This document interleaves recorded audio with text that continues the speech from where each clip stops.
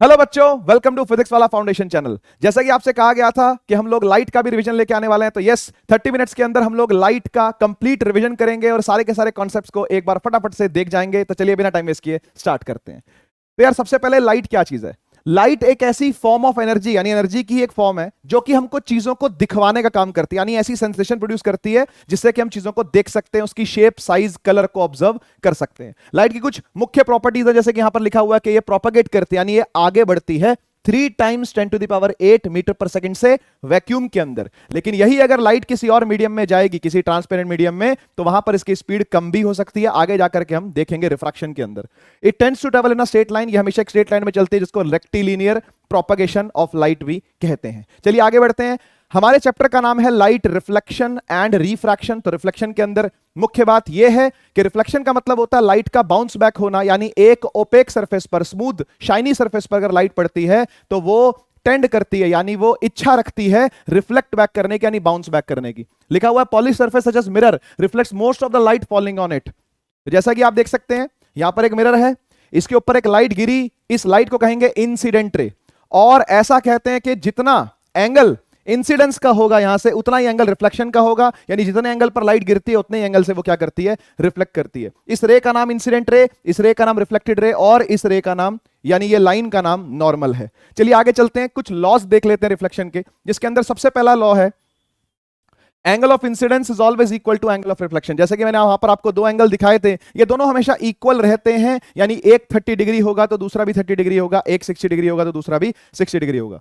दूसरा यहां पर जो लॉ है वो है इंसिडेंट रे, यानी जो रे गिरी थी, रिफ्लेक्टेड रे यानी जो रे वहां से उठी थी, और तीसरी वाली नॉर्मल, जो कि बीच में लाइन बनी थी एंगल्स को नापने के लिए। ये तीनों ही एक ही प्लेन पर लाई करती हैं, यानी एक वर्टिकल प्लेन जो आपको दिख रहा था जिसके ऊपर ये तीनों ऑब्जर्व हो रही थी, ये उसी पर हमेशा लाई करती रहती हैं। आगे चलते हैं, बात करते हैं ये इमेजेस क्या होती हैं। देखिए जहां कहीं भी रिफ्लेक्टेड रेज मीट करती है वहां इमेजेस बनती हैं। ऑब्जेक्ट से ये इंसिडेंट होकर के निकलेंगी, और जहां पर भी ये गिरेंगी उसके बाद से रिफ्लेक्टेड रे बनती है, और जहां पर रिफ्लेक्टेड रे मीट करेगी रियली में उसका नाम रियल इमेज होगा, और जहां पर ये वर्चुअली मीट करेंगी यानी जबरदस्ती खींच करके मीट करवाई जाएंगी वहां पर वर्चुअल इमेज बनेगी। आइए देख लेते हैं रियल इमेज का मतलब क्या है। लाइट रेज जहां पर एक्चुअली मीट करती है that is real image. Light rays जहां पर एक्चुअली मीट नहीं करती, जबरदस्ती खींच के मीट करवानी पड़ती है, डॉटेड लाइन बना करके वहां पर वर्चुअल इमेज बनती है। आगे जाकर के देखेंगे रियल इमेज हमेशा इन्वर्टेड होती है, जैसा कि आपके सिलेबस में है रियल एंड इन्वर्टेड हमेशा साथ साथ आता है, वर्चुअल और इरेक्ट हमेशा साथ साथ आता है।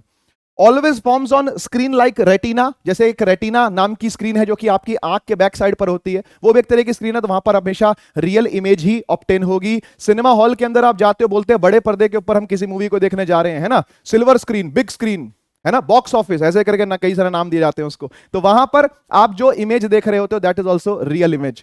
Always forms behind the mirror like in a plane mirror, आप प्लेन मिरर के पास खड़े होते हो जाकर के उसके सामने, तो आपको आपका प्रतिबिंब, आपको आपकी रिफ्लेक्शन अंदर दिखती है, ना कि वो मिरर पर पड़ती हुई दिखती है, वो अंदर की तरफ दिखती है। तो that is a example of virtual image. आगे चलते हैं, बात करते हैं कि आपने कितने तरह के मिरर को पढ़ना है। तो मिरर होते हैं दो तरह के, एक होता है प्लेन मिरर और एक होता है स्फेरिकल मिरर। स्फेरिकल भी इसके आगे से दो टाइप के होते हैं, कॉनकेव और कॉन्वेक्स। आगे जाकर के सभी को हम देखने वाले हैं डिटेल में। सबसे पहले बात करते हैं कि प्लेन मिरर के अंदर किस तरीके का इमेज फॉर्मेशन होता है। जैसा कि आप यहां पर देख सकते हैं एक ऑब्जेक्ट है, वो मिरर के सामने खड़ा हुआ है, या आप हो सकते हो, आप मिरर के सामने खड़े हो और आपका प्रतिबिंब यानी आपकी रिफ्लेक्शन कहां बनेगी, शीशे के अंदर बनेगी। अब ये शीशे के अंदर जब बनती है तो कुछ प्रॉपर्टीज के साथ बनती है, यानी वो प्रॉपर्टीज ये कैरी करती है। प्रॉपर्टीज कौन कौन सी हैं?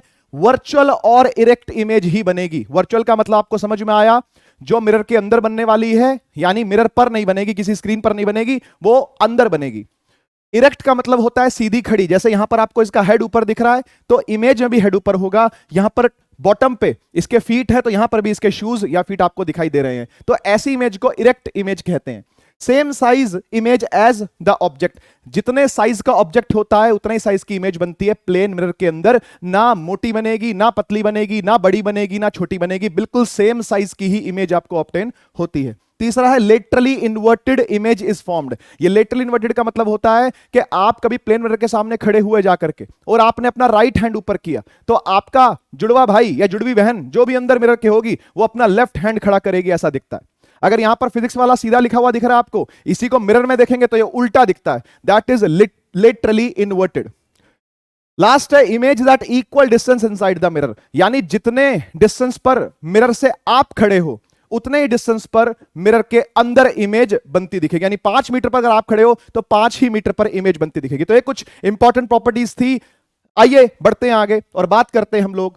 दो प्रकार के मिरर होते हैं, एक कॉनकेव और दूसरा कॉन्वेक्स। कॉनकेव मिरर एक स्फेरिकल मिरर है जो कि अंदर की तरफ धसा होता है और बाहर से पिछली वाली साइड से ये पॉलिश्ड होगा, यानी सिल्वर पॉलिशिंग जो होगी वो बैक साइड पर होगी और लाइट यहां से इंसिडेंट होगी। पढ़ भी सकते हो आप चाहो तो। Spherical mirror whose reflecting surface is curved inwards, that is faces towards the center of the sphere is called a concave mirror। ऐसी कॉन्वेक्स इसका बिल्कुल उल्टा है। कॉन्वेक्स के अंदर spherical mirror whose reflecting surface is curved outwards is called a convex mirror, यानी यहां पर इस जगह पर आप लाइट को डालेंगे और पीछे वाली साइड इसकी पॉलिश्ड होगी, यानी लाइट यहां से डालनी पड़ेगी, ठीक है ना, और आपको इसके पीछे की तरफ इमेजेस दिखेंगे। आगे जाकर के हम लोग देखने वाले हैं इसके अंदर बहुत कुछ। ओके, तो कुछ रूल्स हैं इमेज को ऑब्टेन करने के लिए, वो रूल्स यूज करके हम लोग इमेजेस को बनाने वाले हैं आगे जाकर के सभी रे डायग्राम्स के अंदर। तो रूल नंबर 1 ये है कि अगर आप लाइट को सीधी डालते हैं तो वो फोकस से जाएगी। This is rule number 1। इसी तरीके से कॉन्वेक्स के अंदर अगर रूल देखा जाए तो अगर आप पैरेलल डालते हैं प्रिंसिपल एक्सिस के तो ये फोकस से बात करती हुई अवे चली जाएगी, फोकस को यूज करती हुई अवे चली जाएगी। तो ये रूल कॉनकेव का और ये रूल कॉन्वेक्स का, रूल नंबर 1। अगर लाइट पैरेलल आई है प्रिंसिपल एक्सिस के तो टक्कर खा के फोकस से जाएगी, अगर लाइट पैरेलल आई है प्रिंसिपल एक्सिस के तो टक्कर खा के फोकस से जाएगी, यानी फोकस से बात करते हुए निकलेगी। आगे बढ़ते हैं, दूसरे रूल की तरफ बढ़ते हैं। अगर फोकस से निकली है तो पैरेलल हो जाएगी। यहां भी ऐसे देख सकते हो आप, अगर फोकस के टुवर्ड्स आई है तो पैरेलल निकल करके जा रही है ये प्रिंसिपल एक्सिस से। तो ये दोनों के लिए रूल है, कॉनकेव के लिए भी और कॉन्वेक्स के लिए भी साथ साथ। आगे चलते हैं। अगर सेंटर ऑफ कर्वेचर पर लाइट गिरी है तो टकरा करके सेंटर ऑफ कर्वेचर से ही वापस हो जाएगी, बिल्कुल सेम टू सेम यहां पर भी ऐसा ही। If the ray is directed towards the centre of curvature, देखो अंदर तो नहीं जाएगी लेकिन यहीं से ही वापस हो जाएगी मिरर से टकरा करके। तो ये था rule number 3। Now rule number 4। Rule number 4 कुछ ऐसा है कि जब आप पोल पर लाइट डालेंगे तो जितने एंगल पर लाइट गिरेगी उतने ही एंगल से लाइट उठेगी, ठीक है ना। तो दिस इज ऑब्लिक, ऑब्लिक यानी टेढ़ा लाइट को डालना पोल पर, जितने एंगल पर गिरेगी उतने से ही उठेगी। और यहां पर भी आप देख सकते हो सेम टू सेम कॉन्वेक्स में भी ऐसा ही है, जितने एंगल पर गिरी उतने एंगल से उठी। तो दीज वर द 4 रूल्स जिनकी हेल्प से हम सबके सब रे डायग्राम्स को बनाने वाले हैं। आइए देखते हैं क्या इमेज फॉर्मेशन है कॉनकेव मिरर के अंदर, उसके बाद कॉन्वेक्स की तरफ आगे बढ़ेंगे। ओके, सबसे पहला केस आता है कि ऑब्जेक्ट को आपने इन्फिनिटी पर रखा हुआ, यानी ऑब्जेक्ट बहुत दूर है, कहीं बहुत दूर ऑब्जेक्ट है, वहां से रेज निकलती हैं पैरेलल।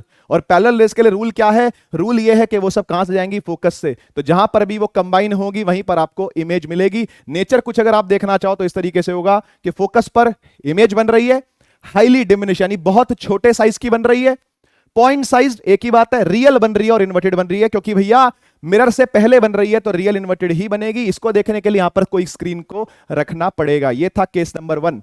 आगे चलते हैं केस नंबर 2 पर। केस नंबर 2 यह है कि जब ऑब्जेक्ट को बियॉन्ड सी रखा जाए, आप देख सकते हैं कि सी से बियॉन्ड ऑब्जेक्ट को यहां रखा गया है, इसके हेड से 2 रेज को निकाला गया है। पहली रे को रूल नंबर 1 यूज करते हुए फोकस से निकाला गया है और दूसरी रे को रूल नंबर 3 यूज करते हुए सेंटर ऑफ कर्वेचर से निकाल करके वापस ले आए हैं। जहां पर भी ये मीट कर गई वहीं पर इमेज बन गई। और इमेज आपको कहां दिख रही है? सी और एफ के बीच में दिख रही है। कैसी दिख रही है वो देख लेते हैं। तो बनी है बिटवीन सी और एफ के बीच में, डिमिनिश है यानी साइज में छोटी है ऑब्जेक्ट के मुकाबले, आप देख सकते हो। रियल है और इन्वर्टेड है, साफ साफ विजिबल है। आगे चलते हैं केस नंबर 3 पर। केस नंबर 3 यह है कि ऑब्जेक्ट अगर सी पर रखा जाए तो क्या होगा? बच्चों, सी पर अगर ऑब्जेक्ट को रखा जाता है, हेड से 2 रे निकाली जा रही हैं। पहली रे रूल नंबर 1 को यूज करते हुए फोकस से चली गई और दूसरी रे दूसरे रूल को यूज करते हुए फोकस पे गिराई है और पैरेलल हो गई है प्रिंसिपल एक्सिस के। जहां दोनों मीट कर जाएंगी वहीं पर इमेज बन जाएगी और आप देख सकते हो कि इमेज भी सी पे ही ऑब्टेन हो रही है। आइए देखते हैं इसके भी नेचर को। सी पर इमेज बन रही है, सेम साइज की बन रही है, आप चेक कर सकते हो, यहां से यहां तक का डिस्टेंस सेम है, जो ये डिस्टेंस है वो ये डिस्टेंस भी है, तो सेम साइज की बनेगी, रियल बनेगी और इन्वर्टेड बनेगी। चलते हैं केस नंबर 4 पर। केस नंबर 4 यह कि जब ऑब्जेक्ट सी और एफ के बीच में रखा गया हो, तो देख सकते हैं आप सी और एफ के बीच में ऑब्जेक्ट रखा हुआ है।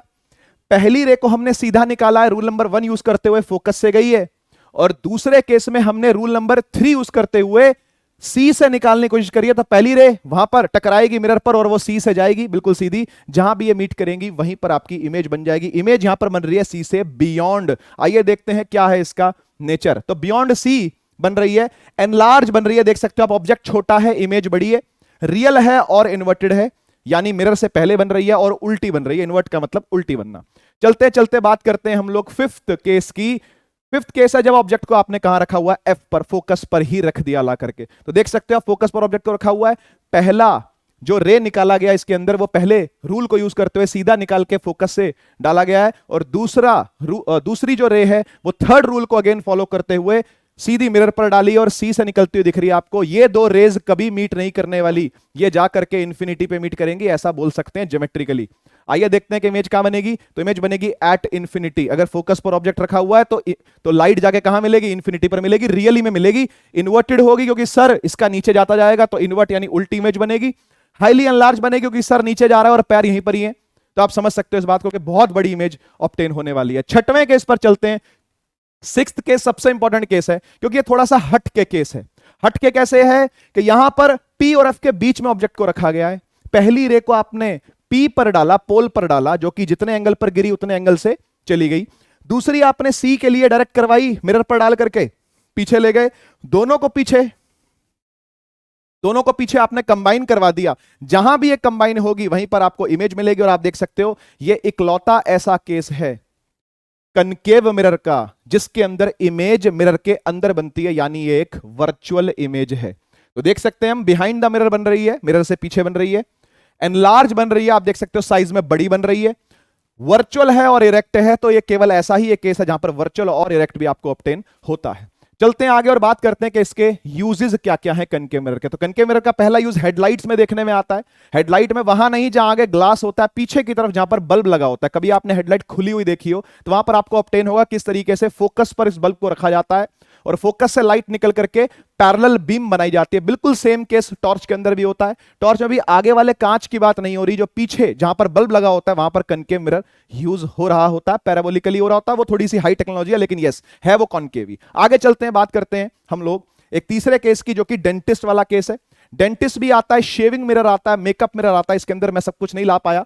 डेंटिस्ट किस तरीके से यूज करता है, तो ये सिक्स्थ केस को यूज करता है कॉनकेव मिरर के, जिसके अंदर ये दांत को पोल और फोकस के बीच में रखता है ताकि दांत बड़ा दिखे और उसकी जो भी दिक्कत है, उसकी जो भी परेशानी है वो आपको ठीक ठीक ऑब्जर्व हो जाए और उसका इलाज ढंग से हो जाए। तो सिक्स केस को भी यूज करता है वर्चुअल, इरेक्ट और एनलार्ज इमेज बनाने के लिए। आगे चलते हैं हम लोग और बात करते हैं कि कॉन्वेक्स मिरर के अंदर कैसे इमेज फॉर्मेशन होती है। तो सबसे पहला केस, दो ही केस है। पहला केस है इन्फिनिटी का, पैरेलल रेज आ रही हैं, मिरर से टकरा रही हैं और फोकस पर मीट कर रही है वर्चुअली, क्योंकि एक्चुअली में तो चली गई तो वर्चुअल जो मीटिंग है वहां पर वो होगी। फोकस पर मीट कर रही है, बिहाइंड द मिरर लेकिन मीट कर रही है, इसमें कोई शक नहीं है। हाईली डिमिनिश होगी, पॉइंट साइज होगी, क्योंकि देखिए ऑब्जेक्ट बहुत बड़ा है और इमेज बहुत छोटी है, तो हाईली डिमिनिश तो होनी है। वर्चुअल है और इरेक्ट है क्योंकि मिरर के अंदर बन रही है, तो वर्चुअल आएगा, और वर्चुअल का इरेक्ट आपके सिलेबस में वैसे भी है ही है। ठीक है जी। दूसरा केस देख लेते हैं हम लोग। दूसरा केस है जब ऑब्जेक्ट को इन्फिनिटी और पोल के बीच में रखा जाता है। तो देख सकते हो भाई, इन्फिनिटी और पोल के बीच का मतलब यह कि एक फाइनाइट डिस्टेंस पर आपने ऑब्जेक्ट को रखा है, आप नाप सकते हो उस डिस्टेंस को। पहले वाला डिस्टेंस नापा नहीं जा सकता था, बहुत बड़ा था, इन्फिनिटी था, यहां पर नापा जा सकता है। तो पहली रे सीधी निकाली, जो सीधी निकलेगी फर्स्ट रूल को यूज करती हुई फोकस से बात करती हुई निकल जाएगी, और दूसरा जो आपने यहां पर रे निकाला है वो थर्ड रूल को यूज करते हुए सी की तरफ डायरेक्ट करवाया है, इसलिए रे वापस चलेगी और जहां भी ये मीट करेगी वो पी और एफ के बीच में ही होगा। आइए नेचर भी देख लेते हैं। तो नेचर क्या है जी इसका, बिटवीन पी एंड एफ बनती है, बिहाइंड द मिरर बनती है, ठीक है भाई बहुत बढ़िया। डिमिनिश बनती है, साइज में छोटी है, साइज में छोटी बनती है। वर्चुअल और इरेक्ट बनती है, आप देख सकते हो वर्चुअल भी है और इरेक्ट भी है। इरेक्ट आपको साफ दिख रही है, वर्चुअल क्योंकि मिरर के पीछे मीट जबरदस्ती करवा करके बनाई जा रही है। यूजेस कुछ देख लेते हैं कॉन्वेक्स मिरर के।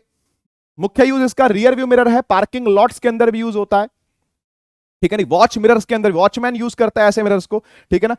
एक्चुअली में रियर व्यू मिरर में क्यों यूज होता है, क्योंकि एक वाइड एरिया ऑफ व्यू देता है। सारी बातें अपने पास नोट करते जाना, मैं हर चीज यहां पर लिख के नहीं ला पाया, ठीक है ना। आप देख सकते हो रोड व्यू मिरर पूरी रोड का एक व्यू देता है, इस तरीके से स्ट्रीट के ऊपर मिरर्स लगे रहते हैं, तो ये सारी ही स्ट्रीट का एक छोटा सा जिस्ट बना करके दे देगा, क्योंकि ये डिमिनिश इमेज ही हमेशा बनाता है और वर्चुअल और इरेक्ट बनाता है। तो उल्टी सड़क नहीं दिखने वाली आपको, सड़क सीधी दिखेगी, ट्रैफिक सीधा दिखेगा, लेकिन आपको छोटा दिखेगा और ज्यादा दिख सकता है क्योंकि इसका वाइड एरिया ऑफ व्यू होता है, वाइड फील्ड ऑफ व्यू होता है। चलते हैं बात करते हैं हम लोग न्यूमेरिकल की। तो न्यूमेरिकल के लिए ऑब्वियसली इस 30 मिनट्स के अंदर प्रैक्टिस तो मैं नहीं करवा पाऊंगा, लेकिन मैं फॉर्मूले सारे लेकर के आया हूं आपके लिए एक बार फटाफट से रिवीजन करवाने के लिए। तो मिरर फॉर्मूला आता है 1/f is equal to 1/u plus 1/v। 1/u, u का मतलब होता है ऑब्जेक्ट कहां रखा गया है, V का मतलब होता है इमेज कहां बन रही है, और F का मतलब होता है फोकल लेंथ कितनी है। मोस्टली सेंटीमीटर में होती है, मीटर में भी होगी तो भी कोई दिक्कत नहीं है, या तो सब सेंटीमीटर में हो या सब मीटर में हो तो कोई परेशानी कभी नहीं होने वाली। ऐसे ही मैग्निफिकेशन की बात करते हैं। मैग्निफिकेशन होता है कि जो आपकी इमेज बनी है वो ऑब्जेक्ट के कितने टाइम्स है, यानी वो छोटी भी हो सकती है और वो बड़ी भी हो सकती है और वो बराबर भी हो सकती है, तो वो m की वैल्यूज पर सब कुछ डिपेंड करेगा।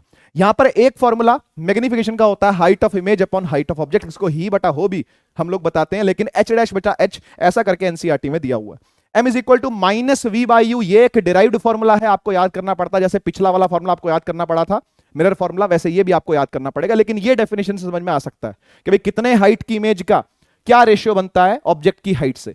That was magnification. अगर m पॉजिटिव होता है तो इमेज वर्चुअल है, और वर्चुअल इरेक्ट आता ही आता है। अगर m नेगेटिव है तो इसका मतलब रियल और इन्वर्टेड इमेज बनेगी। चलते हैं और बात करते हैं हम लोग लेटर पार्ट की इस चैप्टर के, जो कि है रिफ्रैक्शन ऑफ लाइट। रिफ्रैक्शन का मतलब होता है बेंडिंग होना। ये बेंडिंग कब होती है? बेंडिंग तब होती है जब एक मीडियम से दूसरे मीडियम में लाइट ट्रेवल करती है, और ये मीडियम कैसे होने चाहिए? ये ट्रांसपेरेंट मीडियम होने चाहिए। ये पढ़ते हैं the phenomenon of bending of light when passes from one transparent medium to another. Speed of light क्या करती है? चेंज करती है जब एंटर ऐसा होता है। तो जैसे यहां पर आप देख सकते हो, ये कोई अलग मीडियम है, ब्लैक कलर से दिखा रखा है, ये कोई अलग मीडियम है, ब्लू कलर से दिखा रखा है। तो ब्लैक से आते आते जब ब्लू में जाएगा तो यहां पर आप देख सकते हो यहां का एंगल और यहां के एंगल में फर्क है, लाइट ने बेंड किया है। ठीक है ना? चलते हैं आगे। एक एग्जांपल दे रखा है आपको कि जो पेंसिल होगी उसको जब ग्लास में रखा जाता है तो आपको वो टूटी हुई सी ऑब्जर्व होती है। एक्चुअली में ये यहां से जो लाइट निकल के, यहां से जो लाइट रेज निकल करके आ रही होती है, उनकी स्पीड अलग होती है, इवन उनका जो बेंडिंग का एंगल है वो अलग होता है, और यहां वाली लाइट का एंगल अलग होता है। इसलिए दोनों अलग अलग ऑब्जर्व हो रहे हैं डिफरेंट इमेजेस के फॉर्म में। चलते हैं आगे, बात करते हैं लॉज ऑफ रिफ्रैक्शन की। तो रिफ्रैक्शन का लॉ नंबर 1 और लॉ नंबर 2 आपके सामने है। लॉ नंबर 1 है इंसिडेंट रे, रिफ्रैक्टेड रे और normal ray all lie on the same plane. एक ही प्लेन पर ये तीनों लाई करेंगी हमेशा। जिस तरीके से रिफ्लेक्शन में हो रहा था सेम केस रिफ्रैक्शन के अंदर भी होगा। दूसरी चीज है the ratio of sine of angle of incidence to the sine of angle of refraction is always constant for a given wavelength and for a given pair of media. This is called Snell's law. Snell law ये कहता है कि जितना sine of angle of incidence और sine of angle of refraction का ratio होगा वो हमेशा एक कांस्टेंट के बराबर आता है, और ये कांस्टेंट कौन होता है? ये कांस्टेंट रिफ्रैक्टिव इंडेक्स होता है। फर्दर ये रिफ्रैक्टिव इंडेक्स डिपेंड करता है कि लाइट की स्पीड क्या है, यानी अगर मीडियम ज्यादा डेंसर होगा तो रिफ्रैक्टिव इंडेक्स उतना ही ज्यादा होगा, उसमें लाइट की स्पीड उतनी ही कम होगी, इवन उसके अंदर वेवलेंथ भी कम होगी। तो यहां पर जो गिवन वेवलेंथ का एक आपको कंस्ट्रेंट दिख रहा है ना, वो इसलिए दिख रहा है कि भैया वेवलेंथ लाइट की चेंज मत कीजिएगा, यानी रंग लाइट का चेंज मत कीजिएगा। रंग से ही वेवलेंथ ऑफ लाइट डिफाइन होती है, तो कोई बात नहीं।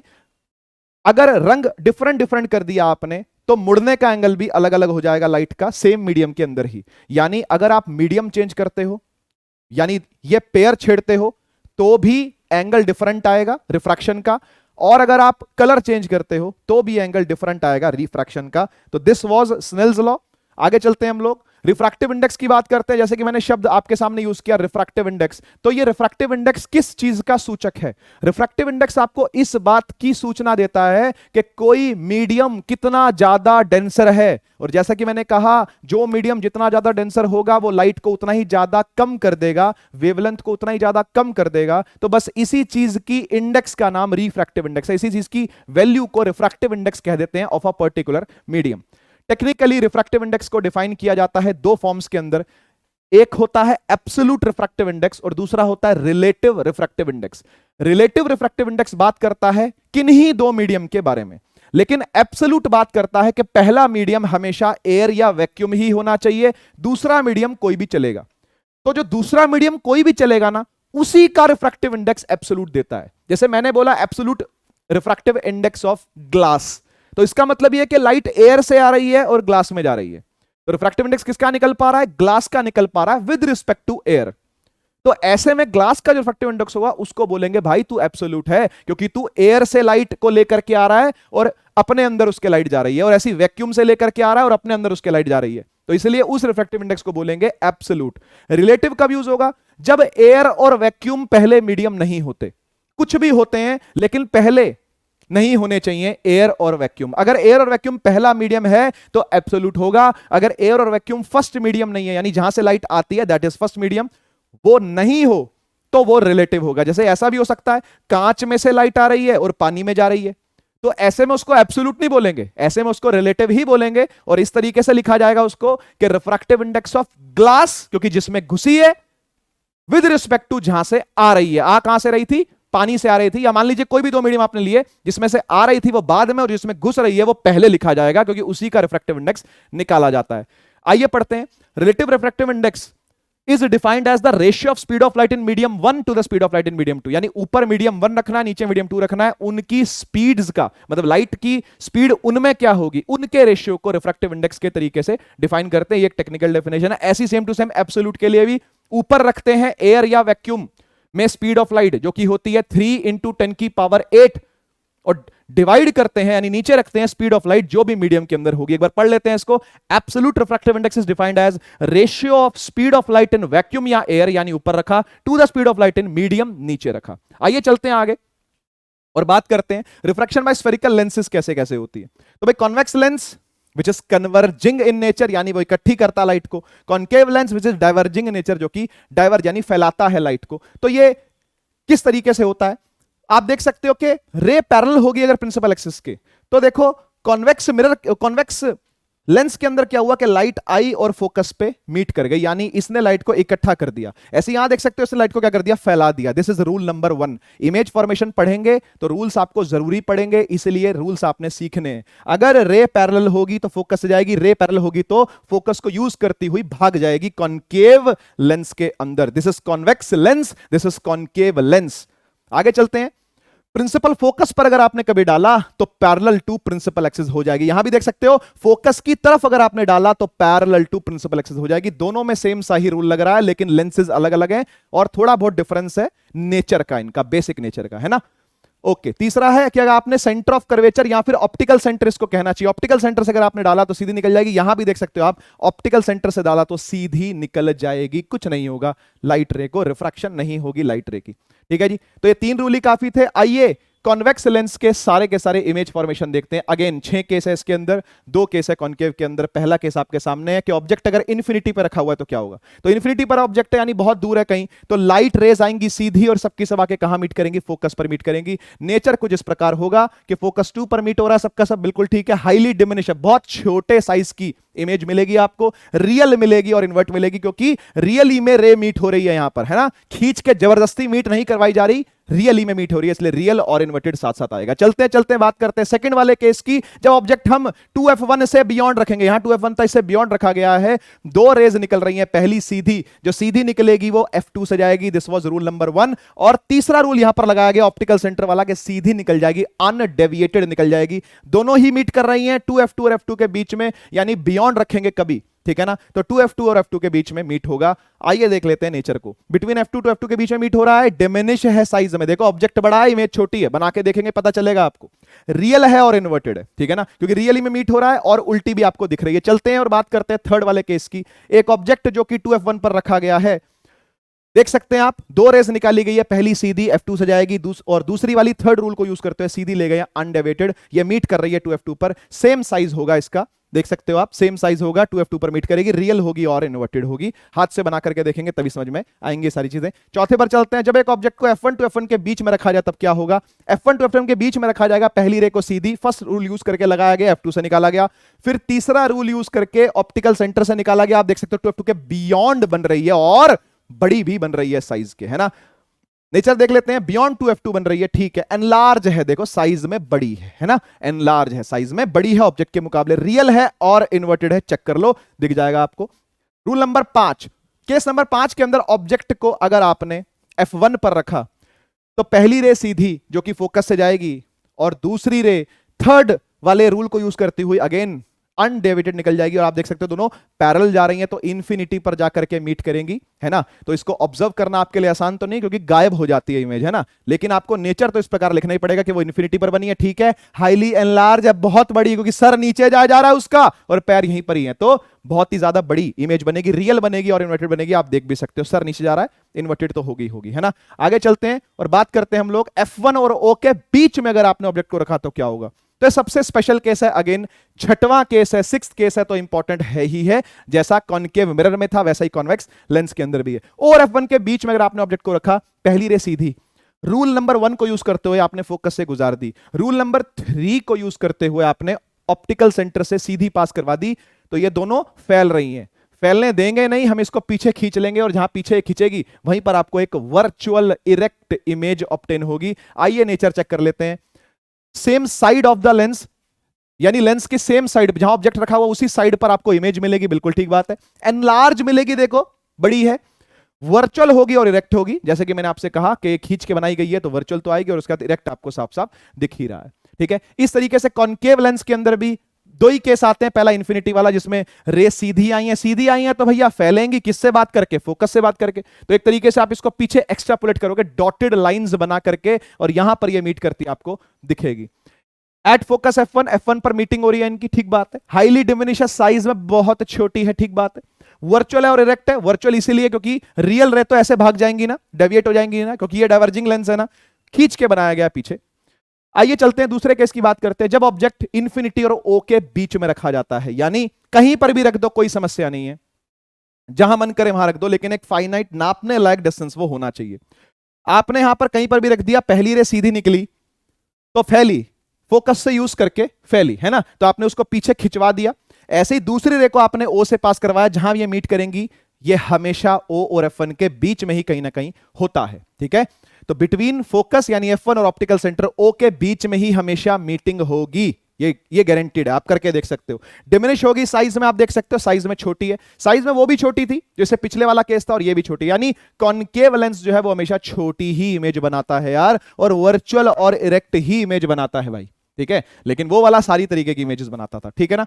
ओके, लेंस फॉर्मूला की बात हम करते हैं, जैसे मिरर फॉर्मूला हमने देखा था, same to same lens formula, बस बीच में वहां प्लस था और यहां माइनस है। 1/v माइनस 1/u है, वहां पर था 1/v प्लस 1/u था, is equal to 1/f। Again सारे के सारे सेंटीमीटर यहां मीटर में होंगे, यूनिफॉर्मिटी यूनिट्स के अंदर होनी ही चाहिए। मैग्निफिकेशन का सेम फॉर्मूला है बिल्कुल जो बाय डेफिनेशन था, यानी इमेज की हाइट ऊपर, ऑब्जेक्ट की हाइट नीचे, जो कि उसकी डेफिनेशन से आया है। लेकिन यहां पर जो डिराइव्ड फॉर्मूला आया है वो अलग है, यहां पर v/u है जो कि आपको पॉजिटिव का लेना है, ठीक है ना। तो ये माइनस नहीं है, यहां पर प्लस आएगा, v/u। m पॉजिटिव होगा तो अगेन वर्चुअल होगा, और m नेगेटिव होगा तो अगेन रियल होगा, रियल के साथ इन्वर्टेड आएगा, वर्चुअल इरेक्ट आएगा, इसमें कोई शक नहीं है। लास्ट टॉपिक आता हमारे पास पावर ऑफ द लेंस। इसका मतलब होता है कि लेंस की डाइवर्ज करने की क्षमता किस वाले की, कॉनकेव की, और लेंस की कन्वर्ज करने की क्षमता किस वाले की, कॉन्वेक्स की, कितनी ज्यादा है, किस डिग्री से कन्वर्जेंस या डाइवर्जेंस हो रहा है, that is what we call power. पढ़ लेते हैं। Power of a lens is defined as reciprocal of focal length. Focal length का मतलब हुआ कि जितना ज्यादा मोटा लेंस होगा फोकल लेंथ उतनी ही नजदीक होगी, और जितनी फोकल लेंथ नजदीक होगी लेंस उतना ही ज्यादा पावरफुल होगा। आपने देखा होगा मोटे लेंसेज जो होते हैं उनमें आंखें इतनी बड़ी बड़ी दिखती हैं, है ना, जिनके नंबर बहुत ज्यादा होता है चश्मे का उनके मोटे मोटे लेंस होते हैं। इसका क्या मतलब है, लेंस को मोटा रखा गया है। मोटा रखा गया क्यों, ताकि उसकी फोकल लेंथ छोटी रहे। छोटी फोकल लेंथ होगी तो पावर ज्यादा मिलेगी। Power is 1/f, reciprocal of focal length. बहुत सिंपल सा फॉर्मूला है। ये पावर वो इलेक्ट्रिकल पावर नहीं है जो वाट में आपने पढ़ी थी, वो वाला खेल नहीं है। ये डायप्टर के अंदर लिखी जाती है। ऐसा यूनिट क्या लिखा हुआ देखो, डायप्टर, है ना। तो अगर मेरे चश्मे का नंबर ऐसा बोले कि 2.75 है तो ऐसा बोलना चाहिए कि इट इज 2.75 डायप्टर, है ना। तो डी लगाना पड़ेगा आगे, okay. Power of convex lens positive होती है क्योंकि फोकल लेंथ पॉजिटिव होती है। Power of concave lens negative होती है क्योंकि फोकल लेंथ नेगेटिव होती है। तो फोकल लेंथ पर इनवर्सली डिपेंड करती है पावर कितनी होगी, ठीक है जी। तो इसी के साथ हम लोग अपने इस रिवीजन और कॉन्सेप्ट मैपिंग को कर रहे हैं समाप्त। एक छोटा सा प्यारा सा कोट आपके लिए है कि nothing can dim the light that shines from with in. तो लाइट का चैप्टर था, लाइट का कोट है। इसकी हिंदी ये है कि भैया कोई उस आग को बुझा नहीं सकता, वो आग जो आपके अंदर जलनी चाहिए, है ना। जो शाइन आपके अंदर की है उस शाइन को कोई कम नहीं कर सकता। तो इसी अच्छे पॉजिटिव नोट के साथ हम लोग करते हैं इस सेशन को समाप्त। मिलेंगे अगली बार, तब तक के लिए take care, tata, bye bye.